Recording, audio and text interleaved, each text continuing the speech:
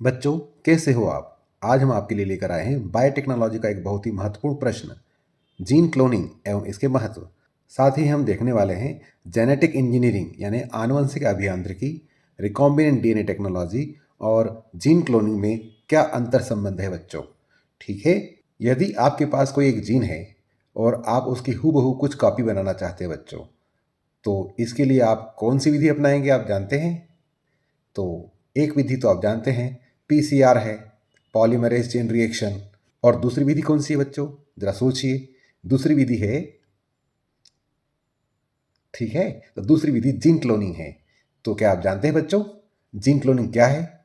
Gene cloning में कौन कौन से पदार्थों की आवश्यकता होती है, यह क्रिया कैसे होती है, जीन क्लोनिंग के क्या उपयोग हैं, और आनुवंशिकी अभियांत्रिकी, पुनर्संयोजन डीएनए तकनीकी और जीन क्लोनिंग में क्या अंतर संबंध है बच्चों। ठीक है, तो आइए हम एक एक करके इनके उत्तर जानते हैं स्टेप बाय स्टेप। इससे पहले बच्चों, यदि आपने चैनल को लाइक और सब्सक्राइब नहीं किया है तो लाइक और सब्सक्राइब कर दें ताकि आपको ये वीडियो मिलते रहें।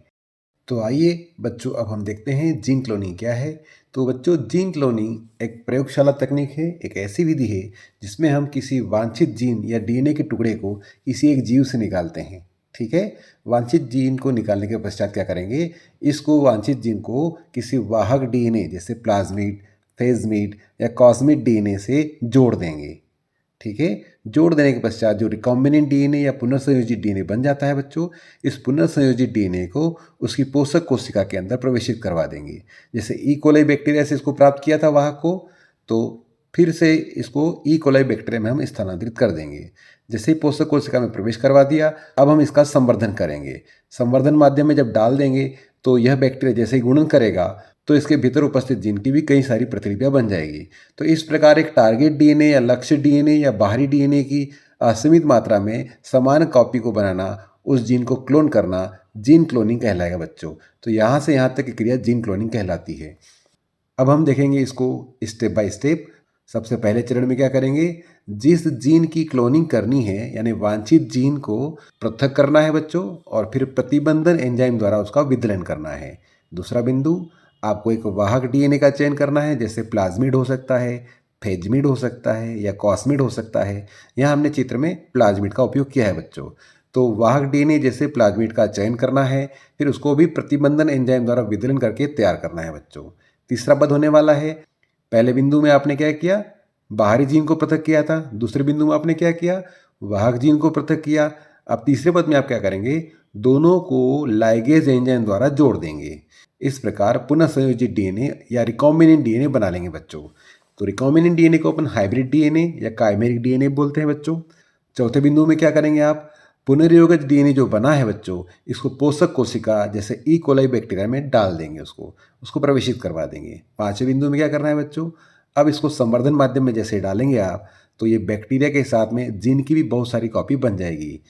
छठे पद में क्या करेंगे बच्चों, संवर्धन माध्यम से वांछित उत्पाद का निष्कर्षण करना है और उसका शुद्धिकरण करना है। आइए अब इसको हम एनिमेशन चित्र के माध्यम से समझते हैं। मान लेते हैं यहाँ पर एक जो जीव है चूहा, उसके भीतर एक आवश्यक जीन है जिसको हम वांछित जीन मान रहे हैं, टारगेट डीएनए मान रहे हैं, इसकी अपने को कॉपी बनाना है। तो ये डीएनए हमने पृथक कर लिया बच्चों, और इस डीएनए का प्रतिबंधन एंडोन्यूक्लियस एंजाइम के द्वारा, रिस्ट्रक्शन एंडोन्यूक्लियस एंजाइम के द्वारा इसका विदलन किया। विदलन के पश्चात इस प्रकार से एक वांछित जीन आपका प्राप्त हो गया, ये तैयार हो चुका है जीन कॉपी होने के लिए। अब हम क्या करेंगे, दूसरे पद में एक ऐसा जीव लेंगे जिसके भीतर वाहक डीएनए होता है बच्चों। हमने यहाँ पर स्टीरेचिया कोलाई बैक्टीरिया को लिया है। इसके अंदर आप देख रहे हैं, यह इसका बैक्टीरिया का खुद का डीएनए है बड़ा, और ये जो छोटा गोल डीएनए दिख रहा है बच्चों, इसको प्लाज्मिड डीएनए कहते हैं। यह जेनेटिक इंजीनियरिंग बायोटेक्नोलॉजी में एक अच्छा क्लोनिंग संभाग माना जाता है। इसके अलावा आप बैक्टीरियोफेज का फेज डीएनए, कॉस्मिड, फेजमिड, इस प्रकार के डीएनए का भी आप उपयोग कर सकते हैं। सबसे पहले क्या करेंगे, आप इस बैक्टीरिया से इस वाहक डीएनए को पृथक करेंगे बच्चों। पृथक करने के पश्चात हम इसका प्रतिबंधन एंडोन्यूक्लियस एंजाइम के द्वारा विदलन करेंगे। विदलन के पश्चात यह डीएनए कुछ इस प्रकार से कट जाएगा। आप देख रहे हैं यहाँ पर प्लाज्मिड में ये कुछ कटे हुए स्थान हैं, और ये जीन के कटे हुए स्थान जो हैं, इनमें डीएनए का पूरा क्रम होना चाहिए बच्चों, ताकि आसानी से जुड़ सके। ठीक है। अब हम क्या करेंगे, लाइगेज एंजाइम की सहायता से वांछित जीन और वाहक डीएनए दोनों को आपस में जोड़ देंगे। जोड़ने के पश्चात जो डीएनए प्राप्त होगा बच्चों, इसको पुनर्संयोजित डीएनए या रिकॉम्बिनेंट डीएनए या हाइब्रिड डीएनए या काइमेरिक डीएनए कहेंगे। अब क्या करेंगे बच्चों, अब इसको हम पोषक कोशिका में पुनः डाल देंगे। तो पोषक कोशिका इसकी कौन सी है? इसकी पोषक कोशिका ई कोलाई बैक्टीरिया है बच्चों। तो एक ई कोलाई बैक्टीरिया में इसको हम प्रवेशित करवा देंगे। प्रवेशित करवा देने के पश्चात इस ई कोलाई बैक्टीरिया को हम एक संवर्धन माध्यम में वृद्धि करवाएंगे बच्चों। तो संवर्धन माध्यम में जैसे वृद्धि करवाएंगे, तो जैसे ही ये बैक्टीरिया संवर्धन माध्यम में वृद्धि करेगा, इसकी संख्या में वृद्धि करेगा, वैसे ही इस जीन की भी बहुत सारी प्रतिलिपियां बन जाएगी बच्चों। तो इस तरह से 1 से 2, 2 से 4, 4 से 8 और बहुत सारी वैसी हूबहू इस जीन की कई सारी प्रतिलिपियां तैयार हो जाती बच्चों। इस प्रकार की यह जो प्रक्रिया हुई इसको हम जीन क्लोनिंग कहेंगे। अब हम यहाँ पर देखेंगे संवर्धन माध्यम में जो बैक्टीरिया वृद्धि कर रहा था, तो ये जो जीन है ये भी अभिव्यक्त होंगे और इसकी अभिव्यक्ति से कुछ पदार्थों का निर्माण होगा बच्चों। और ये पदार्थों को हम क्या करेंगे, इस माध्यम से पृथक करेंगे। पृथक करने के पश्चात उसका शुद्धिकरण करके उसको उपयोग करेंगे बच्चों। तो आप देख रहे हैं यहाँ से यहाँ तक की जो पूरी विधि है, यहाँ से यहाँ तक की जो क्रिया हुई है, इसको हम जीन क्लोनिंग कहते हैं बच्चों। ठीक है, अब इसके हम उपयोग या महत्व को देखें। तो जीन क्लोनिंग का पहला उपयोग देखें बच्चों, लाभकारी प्रोटीन जैसे इंसुलिन या ग्रोथ हार्मोन का उत्पादन। आप जानते हैं बच्चों, कुछ लोगों को शक्कर की बीमारी होती है, डायबिटिक पेशेंट होते हैं। तो उनको शक्कर की बीमारी क्यों है? क्योंकि उनके शरीर में इंसुलिन का निर्माण नहीं हो रहा है ना। तो उनके रक्त में शर्करा का उपापचय ठीक से नहीं हो रहा है, इसलिए उनको बाहर से इंसुलिन लेने की आवश्यकता होती है। हमें तो इंसुलिन लेने की आवश्यकता नहीं होती, उनको इंसुलिन लेने की आवश्यकता क्यों है? क्योंकि उनके शरीर में इंसुलिन का निर्माण नहीं हो रहा है। अब इंसुलिन तो एक जैविक उत्पाद है बच्चों, और यह जीवों में जीन के द्वारा बनाया जाता है।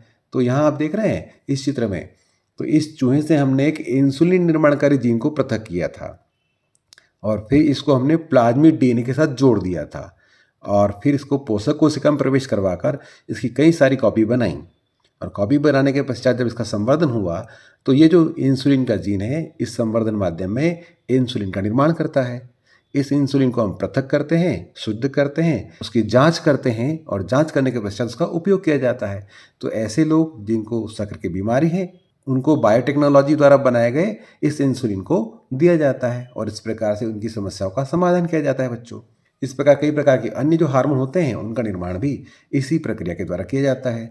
दूसरा पद देखिए बच्चों, तो बायोटेक्नोलॉजी में यह आनुवंशिकी अभियांत्रिकी का मुख्य आधार है बच्चों। तीसरा महत्व है बच्चों, फसलों में सूखे, ठंड, कीटों और बीमारियों के प्रति प्रतिरोधक क्षमता विकसित करना। चौथा महत्व क्या लिखेंगे, फसलों में उत्पादकता और उनके पोषक मान में वृद्धि करना। पांचवा क्या लिख सकते हैं, रोगों के निदान और उपचार में।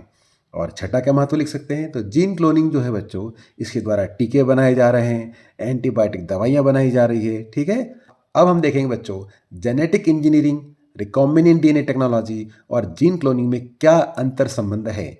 तो वैसे देखा जाए बच्चों तो ये जो तीनों शब्द है अक्सर एक साथ इनका उपयोग किया जाता है, लेकिन इनके बीच एक सूक्ष्म अंतर होता है। एक एक करके देखते हैं हम क्या क्या अंतर है। सबसे पहले आप देखेंगे जेनेटिक इंजीनियरिंग के बारे में बच्चों। तो जेनेटिक इंजीनियरिंग एक व्यापक क्षेत्र है बच्चों। इसमें रिकॉम्बिनेंट डीएनए तकनीक का उपयोग करके किसी जीव के जीनोम में, उसके आनुवंशिक पदार्थ में, उनके आनुवंशिक ढांचे में जानबूझकर हेराफेरी की जाती है बच्चों, बदलाव किया जाता है ताकि उसमें नए लक्षणों को विकसित किया जा सके। यह इंजीनियरिंग का एक ऐसा हिस्सा है जो डीएनए में बदलाव करता है बच्चों।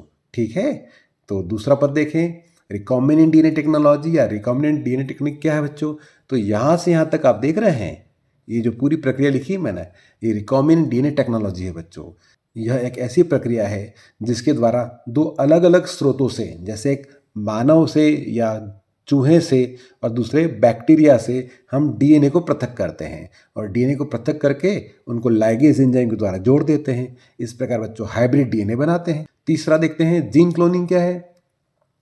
तो जो आपने अभी हाइब्रिड डीएनए बनाया है, रिकॉम्बिनेंट डीएनए बनाया है, तो जो रिकॉम्बिनेंट डीएनए बनाए हैं आपने, इसको पोषक कोशिका में भेजकर उसकी बहुत सारी हूबहू नई कॉपी बनाना जीन क्लोनिंग कहलाता है बच्चों।